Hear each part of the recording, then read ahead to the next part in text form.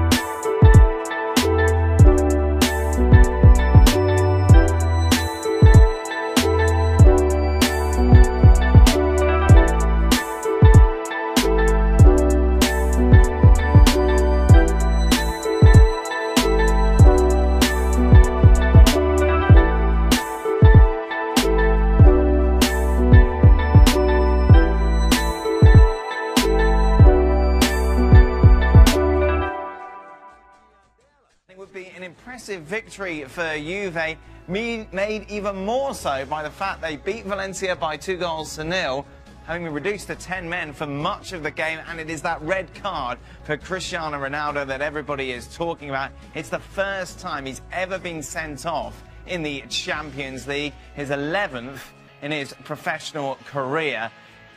Such a strange sending off, Craig, because obviously we're watching the main feed and then we're looking at other feeds as well, trying to see if there was something that we missed. And we didn't seem to miss anything. It was a very soft decision. Yeah, camera angles were abysmal. That's another story.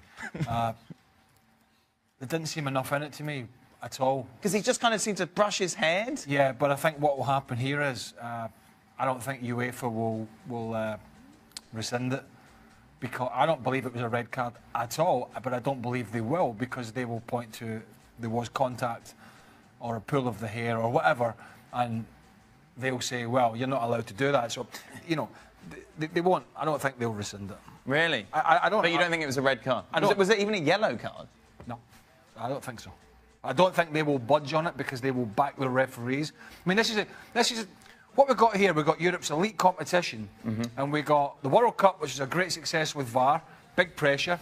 We've got most of the leagues in Europe, most of the leagues with VAR, and here we have the elite of the elite, and we're relying on a couple of extra officials with their sticks behind the goal, which I know they maybe like last night in the Liverpool's game they got some decisions correct, but we're talking about one of the greatest players in the world here in a competition that they're trying to win and why he's at the club, and I think that could have potentially cleared it up. I think, was it a red card, Chet? No, not for me. I agree wholeheartedly with everything Craig says, including the fact that I don't think UEFA turned this over for two reasons. One is Cristiano Ronaldo, and the concern is if they do, all of a sudden they'll be accused of showing preferential treatment to one of the biggest stars in the competition. And secondly, I always feel that there has to be real need to overturn a referee's decision. He does make contact with the opponent's head, and that will be enough for them. Again, I think it's an absolutely horrendous decision. I hope that UEFA do the right thing and overturn it, but it will surprise me if they do. Gab Marcotti with us. Gab, was it a red card? No, it was nowhere near a red card. But I think in terms of rescinding it, as I understand UEFA's policy, they can't rescind it because the match official saw the incident. There's no, it's purely a question of interpretation. They can't afterwards look at the pictures and say, well, you interpreted this wrong. So in those situations, it's nearly impossible to go and rescind a red card. Gab, I know you're very close to the UEFA president. What's his reasoning for not having VAR?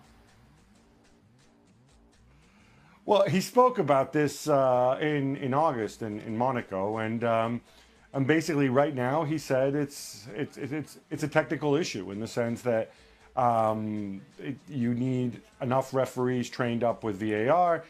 You need to have the right technology. They want to have one center where they can do that. They'd ideally like to introduce it from the start of the competition. In other words, from the preliminary rounds. He argued that they simply weren't set up to do it at this stage. But that said, there's no question. The clubs want VAR, and there's no real opposition to it. And I think also the fact that the new head of referees at UEFA, Roberto Rossetti, is the guy who was in charge of VAR for FIFA at the World Cup. So, they named him to lead the referees, and he's a guy who's probably the biggest expert on VAR. Performance overall. Let's check out what else has happened in Europe this evening. Bayern Munich, comfortable 2-0 winners against Athens. Both goals scored by you-know-who, Lewandowski. Benfica 1, Ajax 1. Tadic with the equaliser for Ajax. Lyon 2, Hoffenheim 2, which means despite Manchester City's 6-goal victory, that Manchester City are not quite through yet to the knockout stages. 52 goals they've scored in all competitions this season, and a couple of goals for Jesus in that game. Moscow lost at home to Roma. Real Madrid comfortable winners away at Victoria Polsen, and as we saw earlier, Valencia beat Young Boys in the early game played this afternoon. If Manchester United do beat Young Boys, they'll have 10 points, of course, which would put them 5 ahead of Valencia now.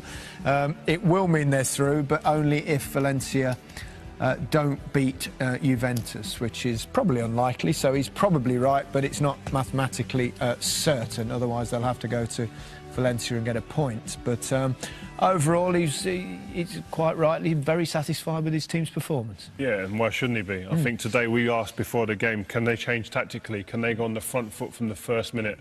Can they start with a little bit of a desire to go and meet a team? And they've done that, and I think that set the tone for the remainder of the game. That really tuned them in.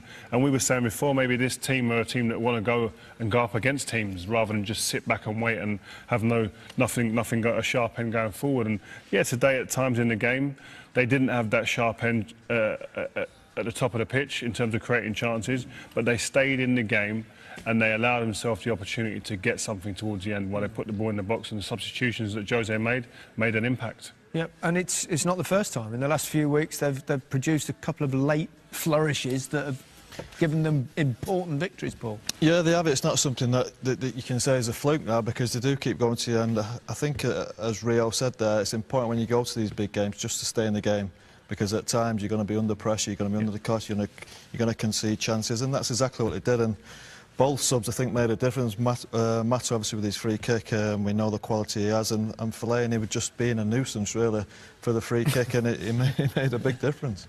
Being a nuisance, one of the great strengths. I'll tell you what, no, but it had a big impact on the end of it. Look, if he doesn't jump for that ball, in the end, I think it's Chiellini, he gets out the way, because I think Fellaini's just too big, and he did. He made himself a nuisance. In the end, that led to the goal. I'll just say one thing: is that bad defending from Juventus? Because if it was the other way around, will we be criticising? Is the crisis officially over? Listen, you can't underestimate how big a result it is. Yeah.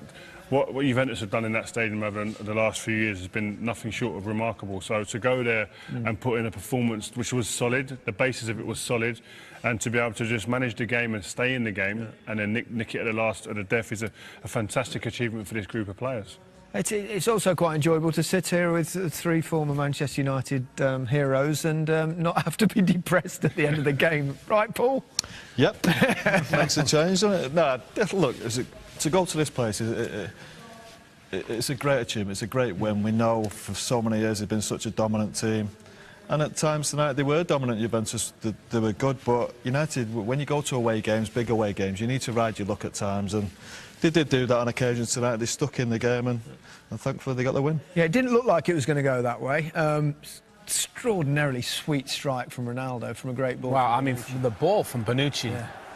I mean, Rio was a pretty good centre-back pass for the ball, but Rio, this ball is outrageous, isn't it? It's ridiculous. Precision of everything. He even gives it a bit of the eyes, but the movement. You try and look at Lindelof to say, is it bad defending? The movement from Ronaldo, the timing of the ball and the run, and then the finish. Look at David De Gea. Exactly. If you look at David De Gea, it's a look of despair. Like, what could I do? His reaction is brilliant. Yeah. Isn't he? He just couldn't believe it. He had to get the abs out to let people know what's going on. Well, he doesn't want a yellow card in it, take the whole shirt off. Anything could happen. Juventus is still going to qualify. Man United, easy game at the weekend.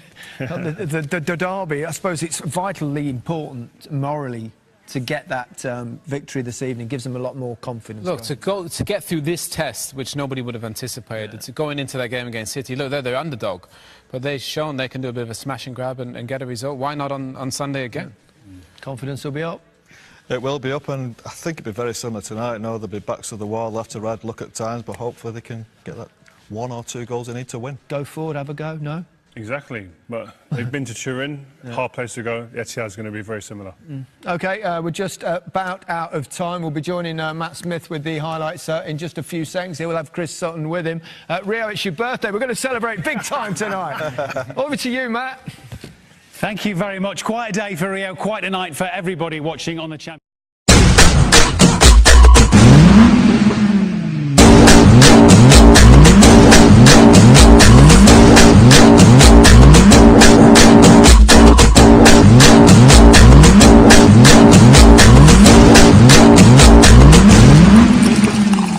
Ela só anda de Ferrari, coisa igual nunca se viu. A bolsa dela da Chanel vale mais de 20 mil. Ela é celebridade, tem jatinho, tem iate, e nos finais de semana curte um funk na boate. O perfume dela é índio, mano, ela só porta grife, e as amiguinhas dela é só gata de elite. Camarote, área VIP, ela fica à vontade, manda descer a champanhe e faz festa de verdade. Ela é celebridade, tem jatinho, tem iate, e desfila de Ferrari. Ela é celebridade, ela adora uma night, ela só vive na vibe e desfila de Ferrari.